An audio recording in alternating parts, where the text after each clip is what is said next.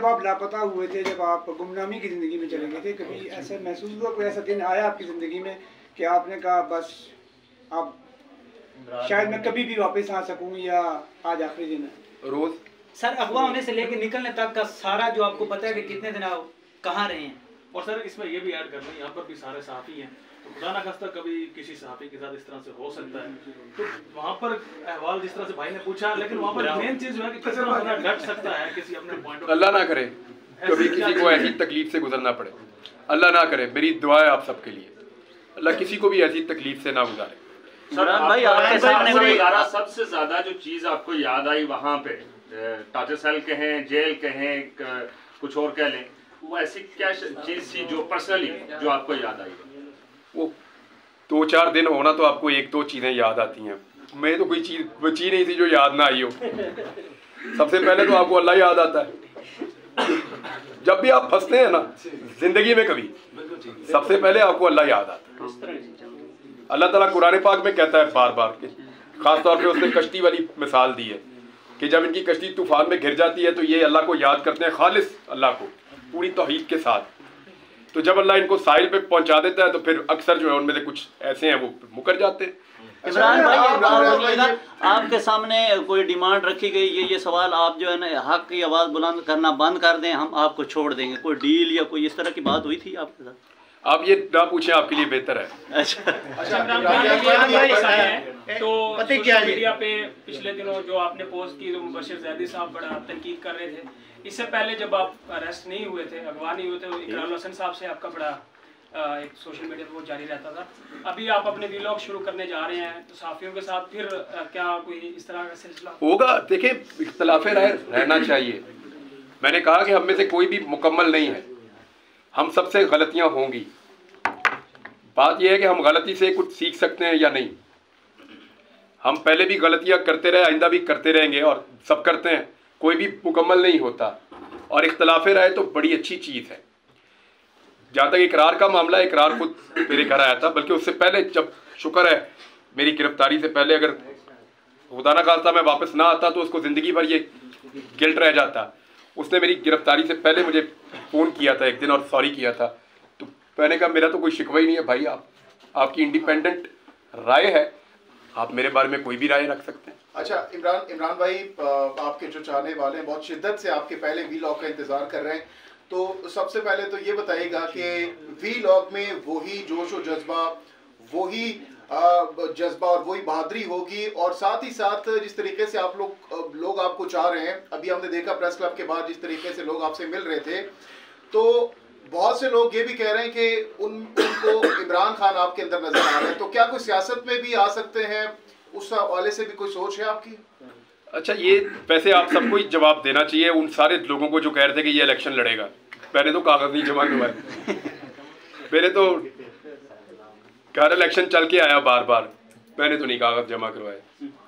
आपको अगर मैं नाम लूं उन लोगों के जो बहुत इंसिस्ट कर रहे थे तो आप हैरान हो जाएंगे। बहुत अरसे से होता क्या है कि एक दौर में मेरा मौक़िफ़ सूट कर रहा था PMLN को, परवेज मुशर्रफ का दौर था, दे वर हैप्पी। पीपल्स पार्टी का दौर था, PMLN बड़ी खुश थी मेरे मौक़िफ़ को लेकर, सदके वारी जाते थे ये फिर इनको मेरा मौक़िफ़ सूट नहीं किया। एक टाइम आया पीपल्स पार्टी को कुछ सूट किया मेरा मौक़िफ़, फिर उनको सूट नहीं किया। फिर जो बहुत ताकतवर लोग हैं उनको मेरा मौक़िफ़ बहुत सूट किया एक वक्त में, वो भी सदके वारी जानते सन। अब PTI को सूट कर रहा है मेरा मौक़िफ़,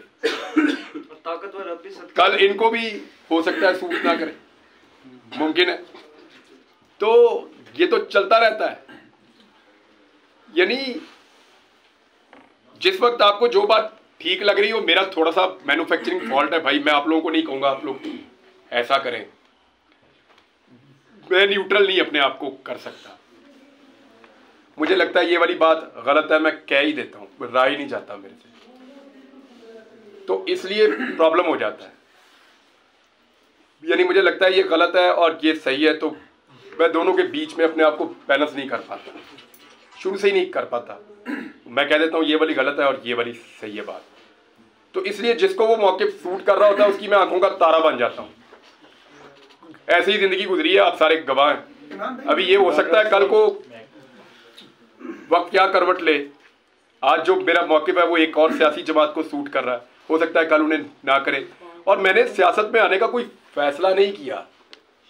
जब करूंगा आप सबको इकट्ठा करके ऐसे अनाउंस करूंगा कि भाई अब मैं सियासत में जा रहा हूं और मैं करना चाहता हूं, और उसको भी खुल के करूंगा, ऐसे ही दबी दबी किस्म की नहीं करूंगा, खुल खुला के करूंगा।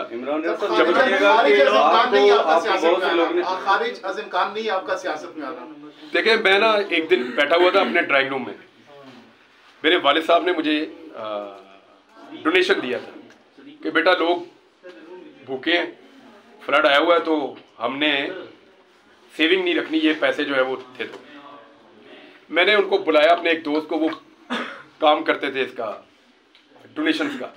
मैंने उन्हें कहा जी ये आप मदद करें फ्लड में जाके। उन्होंने कहा हम वाकई कर रहे हैं, तो ये हमें ज़रूरत थी पैसों की, आप दे दें। लेकिन उन्होंने मुझे उन दिनों में मुझे नौकरी से निकाला हुआ था एक्सप्रेस ने, ताज़ा ताज़ा, और मेरे पास काम भी कोई नहीं था, बस वीलॉग मैं कर रहा था। तो उन्होंने कहा जी आप हमारे साथ मदद क्यों नहीं करते। उन्होंने मुझे कैंप बना दिया और मैं वहाँ चला गया। और मुझे एक दिन पहले नहीं पता था कि मैं एक कॉज के लिए मदद करने निकलूंगा और वो इतना बड़ा कॉज हो जाएगा।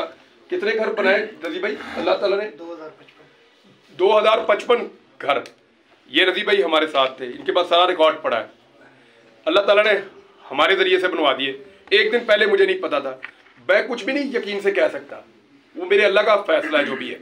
लेकिन फिलहाल मैं आपको बता रहा हूँ कि मैं सहाफ़त करूँगा, वो मेरा काम है और मुझे वही करना है।